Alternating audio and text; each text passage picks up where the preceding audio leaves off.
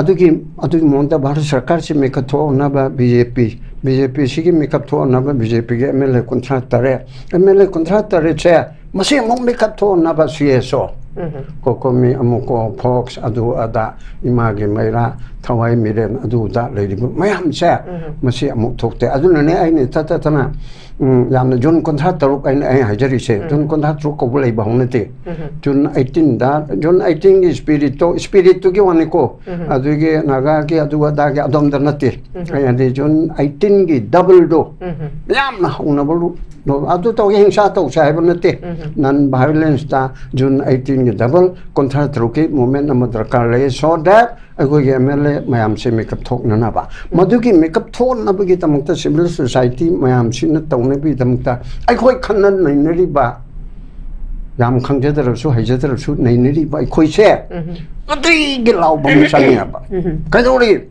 BJP के MLA Singh कदौरी नोई सरकार सेमगेरा सेमु एरगन तो नत्रगा लावरो मैम ममांग थोरो नई कुलमंगा कुंतरो थोरगा तू था तोगा फोंगनसु हाइनर एदना अजे थोरगा बीजेपी नतब गवर्नमेंट नम सेमगेरा नत्रगा अदु ngамदरगा न तोकेरा सुम लेरनोबा 27 बाबु ngaidना सुम लेरनो नुपा थोन थबगे हेक तोबदा अगोइसी तोए आइना हाइबदा भारत सरकार ने हेक लेंगतरदी आई ओजगररोयबा सोइदन लेंगनबा अदु तहन्नबा प्रजा मयाम सिना हौताय प्रजा मयाम ची हौननबा सिविल सोसाइटी मयाम सिदा अखोइना तक्षिप तायबा प्रेशर पीब तायबा कोकोमिदा अमुकोदा फोक्सता अदुदा अदादा नोइबसि तौबु चुमी तौबुदबु डेमोक्रेटिक मूवमेंट ओइना तौ लाउगदमनि खोंगदमनि दिल्ली द मी लाग अम चची दिल्ली चलो गायब मूवमेंट तौगदमनि रांटी वाला सिंह सीपीआई एमपीपी अदि एनपीपी फो अदुदा लेबम बीजेपी याउना नोइ मैम च थोरे एरगा मसि तौगदमने ना अदुगुमबकी मयाम अमा अतोप मोंगम दारगा प्रलोइगी मोंगदा तौबदो फतब सेंस नतबा अखोइगी पुनमक असे भारत सरकार की मना कोंगसि ताहनबा हनुमान मचा मयाम अमा पोक्थु एरगा कुंभकर्ण होदोकपदौना अखोइना तौबा मचंगयाबा अदु नत्रबदी से सो खरा कौन सानबा अदु तौं इराय लाइदे एमएलए कुंठा का तरे से अमित शाह ने हे कौबन मिते यादवरने नरेंद्र मोदी ने हे कौबदे ए अंगची तांग सकता पीएमओ ऑफिसर ने पुनगदबनी बीजेपी ngakतगी ओनने कनाना थोया जनो लेबाक जे कुकी ने लेबाक थुगाइब्रो बीजेपी के मिनिस्टर अनीगा मोई यौमिनब एमएलए तरेट का मोई सौगत पाओंग मोई तारान नत्रो अदुदा कुकी न कोने यौसलक नत्रो अहम मे 23 वरिनी 2023 की मोइना सेपरेट तौदरदी यारोय मैतै गवर्नमेंट की मखादा खोइ लेररोय हाना हाइहरमनेबा अदुदी बीजेपी नेशनल पार्टी ने अचौबा पृथ्वी मनुदा मचंग क्वाडिगी यामने हारिमनी अदुदी बीजेपी मणिपुर की स्टेट शाखा की कछुली तबदुबो नेशनल लेवल ना दु वार पंगम दब्राइमी असि वारागा छुदुम या फोनेबा अदुन मदुद लेबा एमएलए सिंह अदुन तब सिंह तौर मोय कॉन्ट्रैक्ट से कौरगा नरेंद्र मोदी ने तौगे हरदी माबो योगदना अमिशान तौगे हरदी हेक्ते यानी खैदे मनी दे लाक्चगे अबुंग नाकल मरोम दा की सिविल सोसाइटी ऑर्गेनाइजेशन तोइना फ्रीक्वेंटली कौबना अखोगी लैरिबा अखोगी तंगदु लैतादबसी तंगदु लैतागनी पीस पोरकनी हाबदी थाजदे अदुमकु हंदक की अहुमलक सुबसिगी आउटकम से पाबुं करी ओरकनी हाबगी आशा तौई अदुगा शांति एमा थंबा हाबसी गवर्नमेंट की मशीनरीज यामना मथौ ताई अखोगी लॉ एंड ऑर्डर लाक्शन बा हाबसी सु लेंगा की अचौ मथौने मसिगी महत्ता सिविल सोसाइटी ऑर्गेनाइजेशन हन्ना कौरगा मदुगी आउटकम से कोई हजु फाउबदा पॉजिटिव ओइबा रिस्पांस सिंग की पाबुं उबो फंगे सिगी मतंग द पाबुं मोति करी कमाइन थंबिनी सिविल सोसाइटी कौरगा प्रॉब्लम सॉल्व तौगदब नतेदा मदु सिविल सोसाइटी ना प्रॉब्लम सॉल्व तौरोय गवर्नमेंट ऑफ इंडिया ना मेकअप थोकपन मिता प्रॉब्लम सॉल्व तौनी प्रॉब्लम सॉल्व तौबसे अरुबम त नते मयाम न लोइना खंगनरबनी प्राइम मिनिस्टर ना मेकअप हेक थोकपन मितो अदुदा प्रॉब्लम सॉल्व तौरे अदुदगे हुजिके हारिबा अमित शाह ना प्राइम मिनिस्टर दिगे आयाब लौरगा माना उति चौरक खर येंबदी मालिदनको माना हे ज्ञान ताबन मिता लोइरे अदु नतदना अदगी आइन चुमना चलकपन निमित्त तुम लोरे हिरमानी ओम जी तौरगा तुम लोइना म यानी आइन थोगाई बचो भारत सरकार ना ओय करमाइना होजे ngarang nahangi nahan su khane hiba manipur gi wathok se terrorism natte international oide high court ki scheduled tribe pin na bi hukum amag ki makha de ki chatharak pani masidi ethnic class ni among the cookies and the maite haidana aranba prasaram tawe ko yamna machin thigeraba pot amana ba sigi damukta even fire tawraga phaba yaba pot ne ba ko amisha hase hoji ma phadra su alternative government nam lakpada soidana jail sangada ba pot ne ba adoge amuksu subjudice haiba prejudice haiba ma leidana ko court नत्रगा commission दा authority अमदा लेरी बपोर्ट अदो खंगद्रिंग दा हाना हाइदोकपा मरमदी home ministry ना हौगी ब सहीदा जेके थोदो चे होरपा था खरगी मतुंगदा अजोय लंबा retire chief justice of the high court of Guwahati high court की थबक्ति पोथारबा अजोय लंबा हाइबा हाना चीफ जस्टिस ओरम मसिन चेयरमैन ओरगा रिटायर आईएएस अमा अदोगा आईपीएस अमा amana Assam amana South tegi asi toraga moy ohumna Commission of Inquiry Act 1952 ge makada Judicial Inquiry Commission of Inquiry makada tawna ba same ba Government of Indiana under the supervision direction of the Amit Shah Minister of Home Affairs ki makada same ba state na same manate ko Upendra Commission adu commission haidana tawba state na same jab sulai adu na taba center na same kari tawna ba same term of reference mayamam piri kari piri yahan da thok se kalmai toraga thori e what are the genesis of the crisis or conflict me ohum degi togi bese kalmai toraga thori e adudege machi kalmaina machi ge manungda ga men gi oibo official gi oibada intelligence ki fail oiba leibra leitabra sinne cheba mathang term of reference manga taruki manungda yauriyaba adundi kanana hana howi karam bawa kallun digi tawrakpano haibesi inquiry sina find out toraga asida gamenda recommend tawrakadina ba finding do si lere sina horakpani sigumba digi thokpani sigumma kanglupna hobani sigumma act of terrorism digi tawbani natabani haibese hairkatu policy bu union home minister na terrorist ki irang nate international go oiba port nate masidi high court na maite da sel tribunal na ba high ki badagini high court na sel tribunal ba recommend kadong de su togi de ba mase mogi kuki ge mele tara simon da mayam na la mele hanari ba paulilen makna me jun ya da do mun 2023 gi matam di kaure mapan gi english ki channel amada mana hang haigeba channel do na hang bada notice live la natraga mirror da kaure mojo haibedro kaino ma aduda sir noi ge masigi rang je maite na channel tribe tan badagi natra high court ke oda adu ka dimari le da adu mata bu mo chulaite na man sengdo ke ba oda ina o ma je tongan ba ma do khoni yaning da banam oraga so o ma baudi yan tar mi he and khalle that means Serul tribe ki matang da high court na pio haidana so haibu sungam de haijo haigi de chumne ge report ani thau haibu khakte wani or khano haibu kaktani aduna adugum ba ek lairiba mam si Amit Shah na man semja ba magi ministry ge home ministry ge makha de semba Commission of Inquiry Act 1952 gi Judicial Inquiry ma leina aduda seng ma summa do thigalo haina haibuse mana hana haidu eba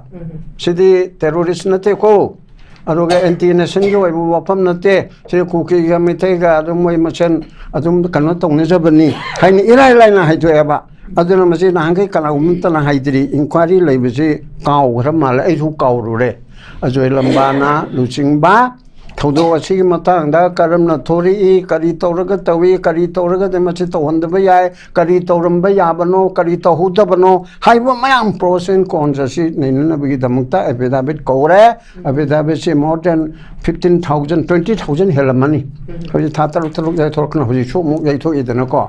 ꯑꯗꯨꯅ ꯗꯦꯜꯂꯤꯗ head quarter ꯑꯣꯏꯔꯒ ꯇꯧꯕꯅꯤ ꯑꯦꯐꯤꯗꯥꯚꯤꯠ 10,000 both side ꯑꯗꯒꯤ ꯊꯥꯔ party ꯂꯣꯏꯅꯃꯛ ꯑꯁꯦ ꯃꯁꯤ ꯄꯤꯔꯝꯗꯣꯏꯅꯦꯕꯀꯣ ꯃꯗꯨꯒꯤ ꯄꯨꯝꯅꯃꯛ ꯑꯁꯤ ꯅꯩꯅꯕ ꯈꯣꯠꯅꯕ ꯃꯇꯝ ꯈꯔ ꯆꯪꯒꯅꯤ ꯌꯥꯏ ꯑꯗꯨꯕꯨ ꯑꯗꯨꯒꯤ ꯏꯟꯀ꯭ꯋꯥꯏꯔꯤꯗꯨꯅ ꯊꯤꯒꯠꯍꯟꯒꯗꯕ ꯄꯣꯠꯇꯣ ꯑꯗꯨ ꯍꯣꯝ ꯃꯤꯅꯤꯁꯇꯔ ꯈ꯭ꯋꯥꯏꯒꯤ ꯃꯀꯣꯛ ꯃꯤꯅꯤꯁꯇ꯭ꯔꯤ ꯍꯣꯝꯁꯤꯒꯤ ꯃꯀꯣꯛ ꯑꯁꯤꯅ ꯏꯔꯥꯏ ꯂꯥꯏꯅ ꯃꯅꯤꯄꯨꯔꯗ ꯇꯧꯔꯤꯕꯁꯦ ꯇꯦꯔꯣꯔꯤꯁꯀꯤ ꯑꯦꯛ ꯅꯠꯇꯦ ꯑꯦꯟꯇꯤ ꯅꯦꯁꯅꯦꯜ ꯑꯣꯏꯕꯁꯨ ꯅꯠꯇꯦ ꯃꯁꯤꯗꯤ ꯃꯣꯏ ꯑꯅꯤ ꯑꯗꯨꯝ ꯈꯠꯅꯕꯅꯤ ꯍꯥꯏꯅ ꯏꯔꯥꯏ ꯂꯥꯏꯅ ꯍꯥꯏꯗꯣꯛꯄꯁꯦ ꯃꯁ꯭ꯋꯥꯏꯗ ꯑꯃꯤꯠ ꯁꯥꯍꯒꯤ ꯃꯊꯛꯇ ꯀꯔꯤ ꯑꯦꯛꯁꯟ ꯂꯧꯕ ꯌꯥꯏ ꯌꯥꯗꯦ ꯑꯦꯛꯁꯟ ꯂꯧꯁꯤꯁꯨ ꯍꯥꯏꯕ ꯅꯠꯇꯦ ꯂꯧꯒꯅꯁꯨ ꯍꯥꯏꯕ ꯅꯠꯇꯦ ꯑꯃꯤꯠ ꯁꯥꯍꯅ ꯇꯧꯔꯤꯕꯁꯤ ꯀꯔꯤꯅꯣ ꯅꯣꯠ ꯑꯣꯐ ꯏꯟꯇꯔꯣꯒꯦꯁꯟ ꯍꯪꯕ ꯌꯥꯕ ꯄꯣꯠ ꯑꯃꯅꯤ ꯄ꯭ꯔꯦꯁꯅ ꯃꯣꯏꯒꯤ ꯐꯖ ꯐꯖꯕ ꯂꯣꯟꯗꯥ ꯂꯩꯗꯥꯏꯅꯦ ꯑꯁꯤꯗ ꯑꯃꯤꯠ ꯁꯥꯍꯅ ꯍꯥꯏꯔꯤꯁꯦ ꯀꯔꯤꯅꯣ ꯁꯤꯃ ꯑꯗꯨꯒꯤ ꯍꯧꯖꯤꯛꯀꯤ ꯍꯥꯏꯔꯤꯕ ꯃꯌꯥꯝꯁꯤꯗ CSO ꯀꯧꯔꯒ ꯋꯥꯔꯤ ꯁꯥꯕꯁꯤ ꯍꯣꯝ ꯃꯤꯅꯤꯁꯇ꯭ꯔꯤꯅ ꯋꯥꯔꯤ ꯁꯥꯕ꯭ꯔꯥ ꯍꯣꯏ CSO ꯒꯨꯝꯕꯅꯤ ꯍꯥꯏꯗꯅ ꯀꯦꯔꯥꯅꯤꯃꯛ ꯍꯥꯏꯕꯗꯤ ꯈꯤꯇꯪ ꯑꯩꯁꯨ ꯐꯖꯃꯟꯗ꯭ꯔꯦ ꯖꯣꯏꯟ ꯁꯦꯀ꯭ꯔꯦꯇꯔꯤꯒꯤ ꯂꯦꯚꯦꯜ ꯑꯗꯨꯒ ꯑꯦꯗꯚꯥꯏꯖꯔ ꯁꯦꯀ꯭ꯌꯨꯔꯤꯇꯤ ꯑꯦꯗꯚꯥꯏꯖꯔ ꯅꯣꯔꯠ ꯏꯁꯀꯤ ꯒꯨꯝꯕꯒꯤ ꯂꯦꯚꯦꯜꯗ ꯁꯥꯔꯤꯕꯅꯤ ꯋꯥꯔꯤ ꯁꯥꯒꯦ ꯍꯥꯏꯔꯕꯗꯤ CSO ꯑꯣꯏꯔꯕꯁꯨ ꯀꯨꯀꯤꯒꯤ ꯀꯧꯔꯣ ꯃꯩꯇꯩꯒꯤꯁꯨ ꯃꯩꯇꯩ ꯀꯨꯀꯤ ꯍꯥꯏꯗꯤꯁꯨ ꯍꯥꯏꯒꯅꯨꯅꯦ ꯆꯤꯡꯒꯤ ꯑꯣꯔꯒꯅꯥꯏꯖꯦꯁꯟ ꯇꯝꯄꯥꯛꯀꯤ ꯚꯦꯂꯤꯒꯤ ꯑꯣꯔꯒꯅꯥꯏꯖꯦꯁꯟ ꯃꯌꯥꯝ ꯃꯔꯨ ꯑꯣꯏꯕꯁꯤꯡꯁꯤ ꯀꯧꯔꯒ ꯍꯣꯝ ꯃꯤꯅꯤꯁꯇꯔꯅ ꯃꯌꯥꯏꯗ ꯐꯝꯃꯒ ꯁ꯭ꯇꯦꯠ ꯃꯤꯅꯤꯁꯇꯔꯁꯤꯡ ꯌꯥꯎꯍꯜꯂꯒ ꯍꯣꯝ ꯁꯦꯀ꯭ꯔꯦꯇꯔꯤ ꯌꯥꯎꯍꯜꯂꯒ ꯁꯥꯕꯗꯤ ꯀꯔꯤ ꯀꯥꯏ ꯋꯥꯡꯃꯟꯈ꯭ꯔꯕ꯭ꯔꯥ ꯁꯤꯚꯤꯜ ꯁꯣꯁꯥꯏꯇꯤꯅꯤꯅ ꯑꯩꯈꯣꯏꯒꯤ ꯊꯥꯛꯇ ꯌꯥꯗꯦ ꯀꯔꯥꯅꯤ ꯂꯦꯚꯦꯜꯗ ꯁꯥꯅꯤꯅ ꯍꯥꯏꯕꯤꯒ ꯋꯥꯔꯥ ꯑꯗꯨ ꯑꯣꯏꯔꯗꯤ ꯑꯣꯏꯔꯣꯏ ꯑꯗꯨꯝ ꯑꯩꯈꯣꯏ ꯌꯥꯎꯅꯤꯒ ꯌꯥꯎꯔꯣꯏꯒ ꯇꯧꯔꯒ ꯑꯃꯨꯛꯀꯣꯒ ꯐꯣꯁꯀ ꯇꯧꯔꯒ ꯃꯃꯥꯡꯒꯤ ꯑꯍꯥꯟꯕꯒꯤ 6 ꯑꯦꯄ꯭ꯔꯤꯜꯂ ꯑꯗꯨꯗ ꯇꯧꯕꯗꯨ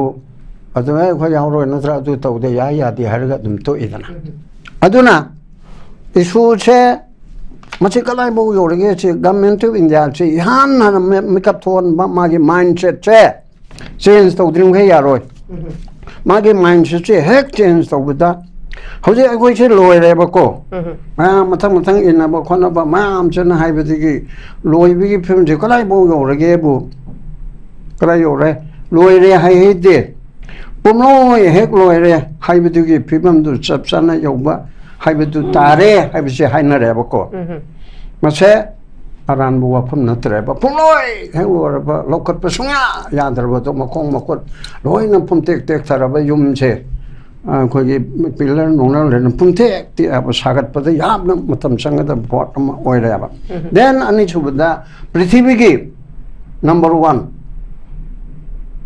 ꯂꯤꯡꯕ ꯏꯅꯥꯛ ꯈꯨꯟꯕ ꯄꯩꯁಾ ꯄꯥꯏꯕ ꯈꯨꯠꯂꯥꯏ ꯆꯣꯡꯕ ꯄ꯭ꯔꯤꯊꯤꯕꯤꯒꯤ ꯅꯝꯕꯔ 1 ꯍꯥꯏꯁꯦ ꯑꯃꯦꯔꯤꯀꯥꯅꯤꯗꯅ ꯌꯨꯅꯥꯏꯇꯦꯗ ꯁ꯭ꯇꯦꯠꯁ ꯑꯣꯐ ꯑꯃꯦꯔꯤꯀꯥ ꯆꯥꯏꯅꯥꯅ ꯌꯥꯖꯕ ꯌꯥꯖꯗꯕ ꯑꯗꯨꯅ ꯌꯥꯖꯕ ꯌꯥꯖꯗꯕ ꯑꯃꯅ ꯕꯤగ్ 5ꯀꯤ ꯃꯅꯨꯡꯗ ꯃꯔꯨ ꯑꯣꯏꯕꯅꯦꯕꯀꯣ USA USAꯒꯤ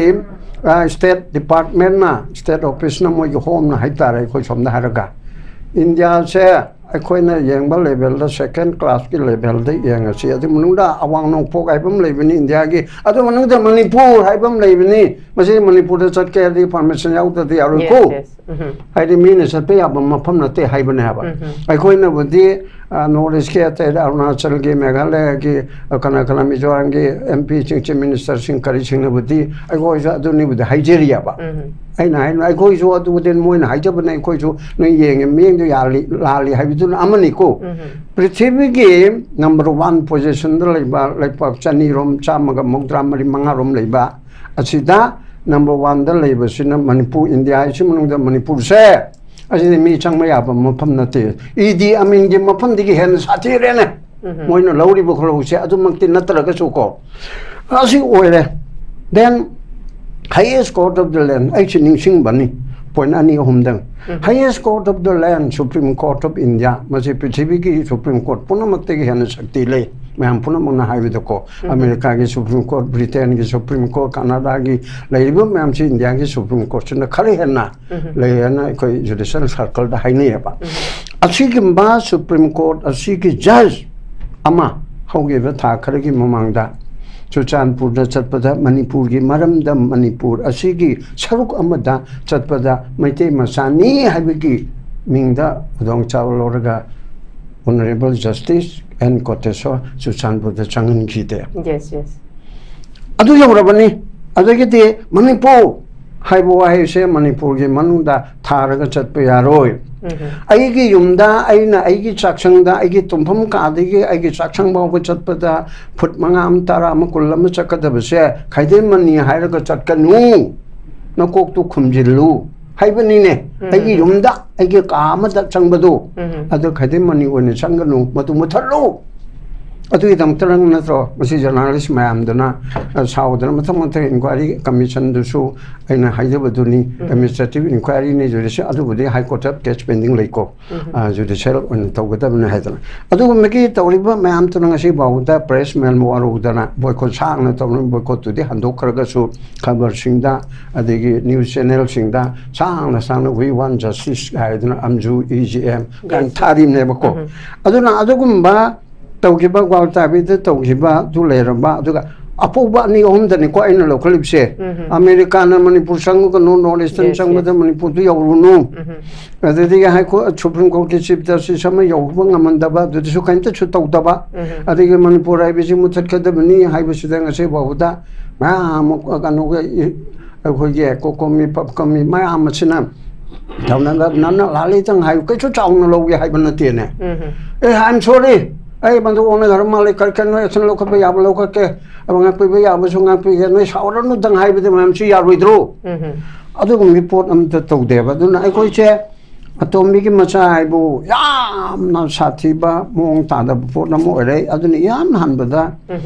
ꯚꯥꯔꯠ ꯁꯔꯀꯥꯔꯒꯤ mindset of the BJP led double engine government ꯑꯁꯦ ꯃꯁꯤ ꯆꯦꯟꯖ ꯇꯧꯕ ꯑꯃ ꯆꯪꯉꯤ ꯃꯅꯤꯄꯨꯔꯒꯤ ꯏꯁꯨꯁꯤ ꯀꯔꯤꯅꯣ ꯀꯨꯀꯤ ꯍꯥꯏꯕꯁꯤꯅ ꯀꯔꯝꯍꯥꯏꯅ ꯀꯨꯀꯤ ꯄꯨꯝꯅꯃꯛ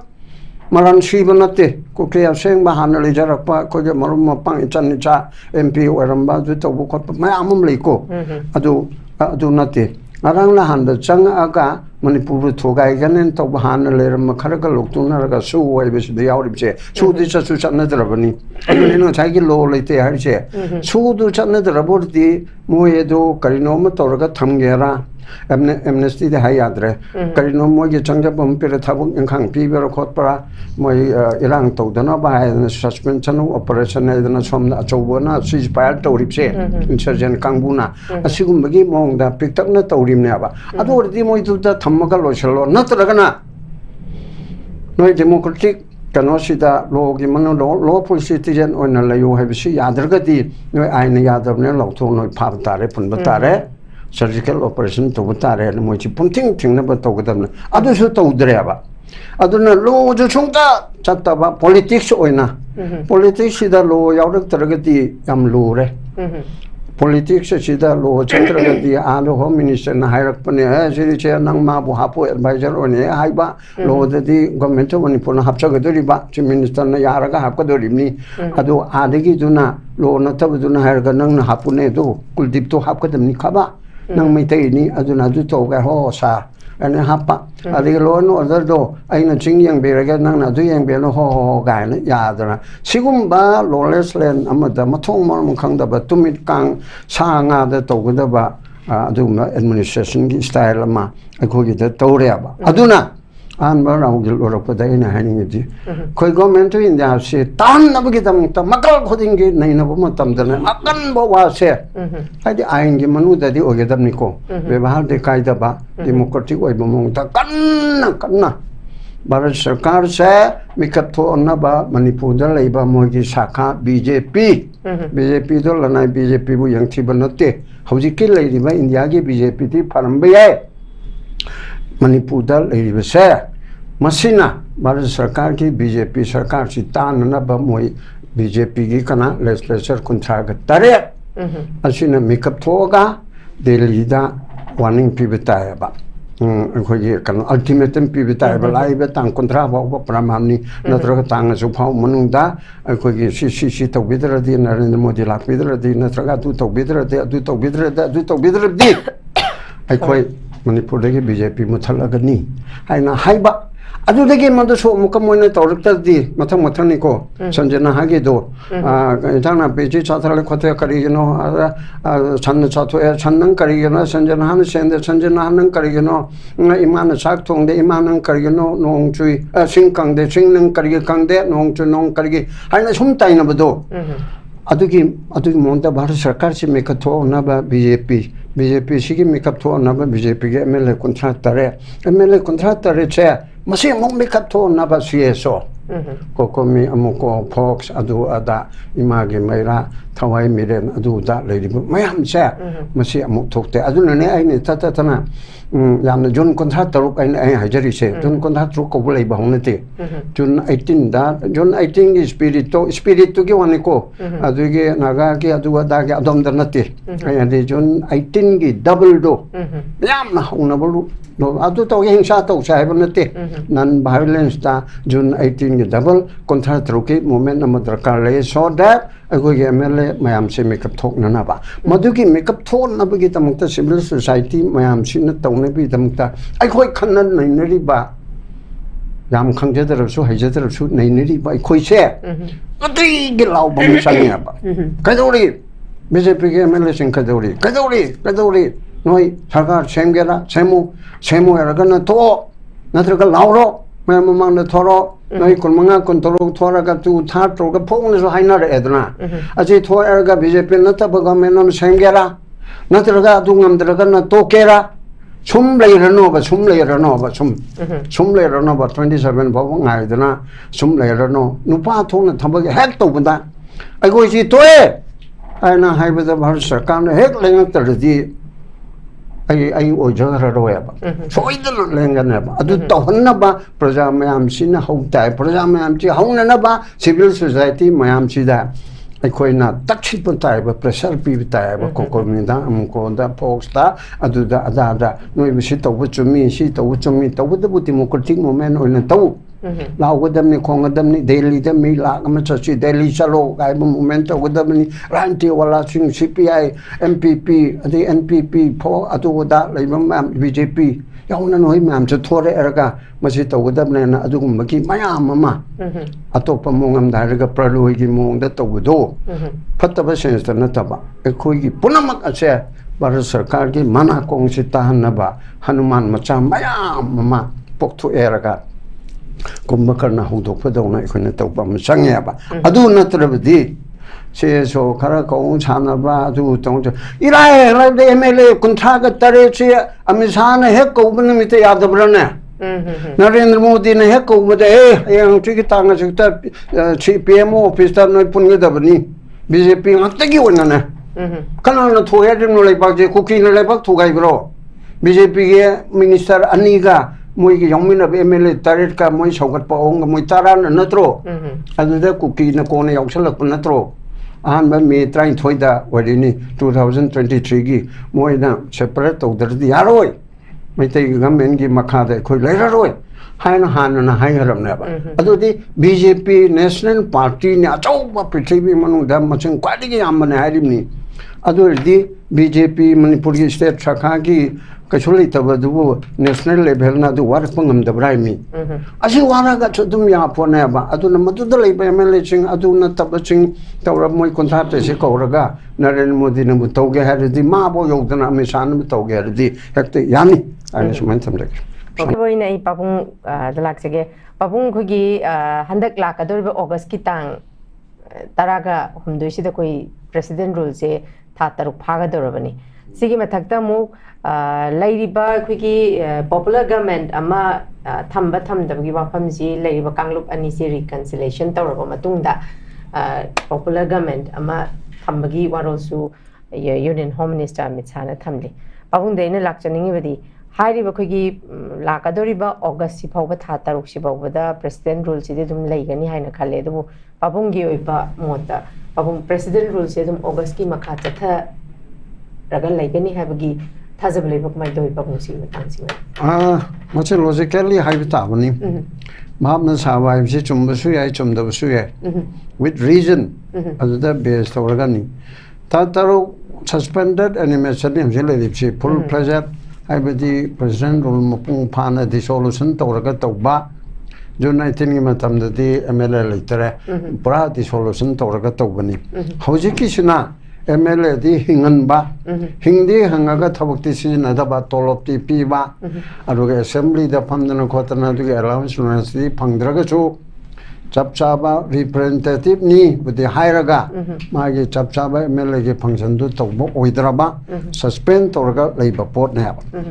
aduna Laiba 13 August da Tataru complete parani sidiki hen be adre masidiki hen ge haragadi Tataru tu chudring da no nini waling da natraga nak July gi tangka no dige sabta parliament session le redna asida makhata na tawge haragana Tataru ama natraga tawro haragana masida sarkar semi haidana July thabhogi manung da sarkar semoragadi president luldugi question mu arise tawdra aduna August taram de bhawgi manung sida no manini waling agi manung da bhawba sarkar semdrabadi popular government si thamdrabadi 13 August yawdringai sida parliament na masiti job tawre natraga suspended animation che matam kharaka sangdo haidana tawgadaba pot ama logi matungina leyadaba maroina dissolution tawragadi adum tha taruk ki matungduda election ama fresh election ama tawgadaba adaso anirak thokpe che ma che ani home bhawba Jammu Kashmir laga tawgibdo adu maina tawraga adu Manipur da de adam sangnadi tawgadaba mande dissolution bu tawrabadi tha taruk ama adu mathang tha taruk ama che ama gum hairo adu tawraga fresh election chi tawgadaba port ni adu da double engine sarkar BJP na shason paibani na president rule chi dissolution tawraga chap chana fresh election ama thengnaba tarabadi BJP ya sachi leiroi zero tolerance ki type ta zero da leirani haibisi moisu ugana ba or ka su maming thoina amani ka ba adu oibanina sarkar di moi seman ningana ba moi gi wani ko aikoina pam da badi gon te blaka da government so karibu hana to bungam dorim no haibe wani to budabu miyam gi wakat phamse president rule da wakat padudi aine haiba yotum da sum kupang na tharu bani ka su tawraro ya ko ada akhoi gi orabadi popular government or phana phatta ba u natrab su ke he na mi oraga lingba du da ta bau di ta ni dana angam bo oraga na tawra ani ngam da bo oraga na delhi chalaga hailu na ba mam takshin babu di ai dana ado lakada government na yam ne hektu tawra ni puna makse ya won ba hom ma tawna center ga je hekta mukhai na re na haibu du di oitho aroya ba oitho aroi da banina uje ke hangbiri ba question adu da tha taruk phawgi manung sida sarkar semuraga na sangdok tare semuraga na amuk tha taruk ama sangdok gi provision lai sima then ani chubada sai gi law gi mathang ne ni nipse law ji bu chalabadi everything ase adum solve tawni aduna law ji ma pangal yam kanbani law ji hojik tumna lebani yamna lamjen yang ba sagol gu mani law se season nadaragadi sagol lamjen da yahundaragadi sagol do sagon thawba miduna mapuduna thawdragadi sagon do dum sajik chadana dum leipta ba adu sagol do kan kanar roeba season nardi mana kwandigi yang chenge dorimna atumba nongsa gu mamna ba chapchana thadok pada mana mi hat pangam dorimi amata wangam dorimi punamak nongsa ji jungle gi ning thongni dana punamak asik ngam dorim adugum ne ba lo se but season nadradi kanga thang thawra thang do kanga da ta lebadu kaduruni adugi port aduni aduna lo leitaba mama habi lo di leibani mam ge wahaida lo leslen wale lo chatre habi ge wane bako aduna lo di leiraga lo adu sin nagada ba implement to ba maru na government lo si government na sin nagani aduga mission na so ain kai ba sarkar na ain kai ba thabuk torokpada fundamental right torokpada micham na solution na be through court of law judiciary gi lairiba ma'am from magistrate court gi na high court supreme court phauba miyam da law kai ba torokpa sason paibana angam bana aran ba law chatharappa kanda madugi da law gi matheng lawraga tobi ya ba aduna adugumba mayam sida law se hojiki oina season na da ba politics on tauba law chi the politics the law yaudra di constitution nga ka do rim le bak che constitution chi law ni ko ji law punam ke horak pham sa india gi wana indian constitution chine ba machina law in ma fundamental right to life, right to property aduga he thabak ki right ani khang lai lambi semgi tong sabagi chaukat thorangi punamak ase law gi makada lakadoi ba aduna adugumba lo ase Bharat Sarkar na si na ba aduna ne ai khon ngai mamang da haje gali ba government of India se authority se bap tan ba ama changye ba bap ti kari gi taroi de no khangbani haibani udraga ti yangdraga ti yam khangba mi du na su karimta khalu draga ti direct yam haiba mi amana karigamba miyam chana kali tore chi khangdra de chap manare dana ko aduna moina khalu da wan ma chi khanghan na ba asida amtanga pokhane atop mpham do chaire agoi ke operation sindur hana pakistan na handa pahalgam da tawgi bagi matang da agoi ke bjp ke government china Narendra Modi na Rusing machina mabu yanada ba opposition da lai garba mabu kanna criticism pi garba congress adige oic gain le ke muslim leader adige ncp ha du and opposition ge he lai leader punamak che opposition party malwoi ba mam che loina kongalaga america da Shashi Tharoor Congress ki adi Arab country dra OIC Muslim leader yam khang ba haiba aro criticism yam kan pi ba adi atop le pa kam dana adu Gulam Nabi Azad asini chingba adu degi kanogi khoi NCP ki Bombay ki leader nupi ko adu gumba mayam si toraga party punamak si mix up toraga mi mangatra ki team toraga Indiana Pakistan da toripsi India di lande moina act of terrorism torak pani haidana campaign am tawidana ko madu mai pak tabaduna amani adugumna sida chunong mo sa haigra adugumna manipur gi issue se manipur gi politician singna manipur gi MLA singna manipur gi MP singna manipur gi civil society singna intellectual singna prithibi gi mafam do to india gi mafam punamakta chalaga adigi maru na parliament member samga ga nipu humdoi ama lok sabha da leiba chani ga kunthra nipan lo mama rai sabha da leiba chora no chatre yang kai hum forum leiba se namik khudingi mayam se de campaign to na MP sing se sa manipur issue che de chini ko ya business main to bani mai te jana chini aruga mo chini mapan de la pan sumain to bani han le ram bani chini issue si sumain na thorak pani haiba se campaign to pa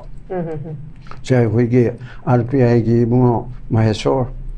Thona Jamna, Tora Midina Kotna Harwam, my the show, Kanaba Pot Amanaba, Mapum the Chatlaga, my party, Kotang, Tokjobato, Maging a Malay Belda. Other Mina, Manipurgi, MP, MLA, civil society, intellectual, Ladybug, Mayam China, Delhi, Bombay, Kerala, Maharashtra, West Bengal, Satanama from the civil society, Mamda, campaign Toba, Loinana, Parliament member Satri Yankashe board, Raja Sabha and Lok Sabha chair, as the Manipur issues, Chini, and a corrective narration Nama, Sharan Toranba, Kuki, the Metana Tobi Bani, Adu Christian, the Hindu Natobi Bani, Kayan European Parliament Boyo, the Mamma Prime Minister Modina Bausen, don't let the Mamma to you do. A second Magi Port Ama, campaign Ama Toba Changi, Aduna, Hero Loibada, Haiba, Mamsi, Tonana Bohonabada. Issue Shida La Lepanaba, act of terrorism, zero tolerance, Chinglana Bohonabada. Manipurgi ruling party politician maro in BJP legislature sing atai chuda kalite habanate leibadagi ruling MLA contra tare moibu matang pangiba maya opposition yauna maro ina ruling na gam kanam sarkar da moigi parent government aduda parent party duda delhi da tawna khogi sujeshini masi tawdrabudi haydan moi warobo uttana ultimatum pedana si tawdrabo de koi bye tawre haidana changchilaba kamda afaba manipur ama ngamgani apabi India ma akhoi India gi mayok ta leise haiba nate government gi mayok ta laubdi yai aduga anti national oibidi yade Yes, yes. government gi asoiba policy program da any BJP na paisano Congress na paisano any party na paisano government na aran ba torakpada akhoi na chap chaba citizen ge right chi season nadana democracy ge value season nadana akhoi na masi ngangada bani chaigada bani laugada bani tawuda bu democratic ki norms sa ବ୍ୟବହାର kaidana defamatory ohendana tawuda bani aduga afamba achumba government paibana tor yes atu ju thaga kadam ni na government bu madam champada da dum chain le bia bra afu thabuk tor government na jodi afu thabuk to na bi khudong cha ba phang ba pot na ba government na bi chidi tawjeda bani dana haidana adumai toraga akhoi yamna mong ta ba state ma oinana ba akhoi punamak praja sing akhang ai punamak na akhoi ngasai gi haid one voice organization no pun me yaroi ideology tongan bani but voice to amato oina manipur kangnada bani chingtam amatani jati kundra ga manga taruk se masigi majority oriba mite ekhoina big brother ki role logdana naga ni hairiba group mayam kuki na hairiba group maya mapani chang pokholo pakhara natana Nepali Papali Muslim no pangal leiriba mayam si khotindana akhoi achoba role se lopum toi mina mibo otaba du mo khunai mo ohna bo hona minu si haidan sumana thamjage thank you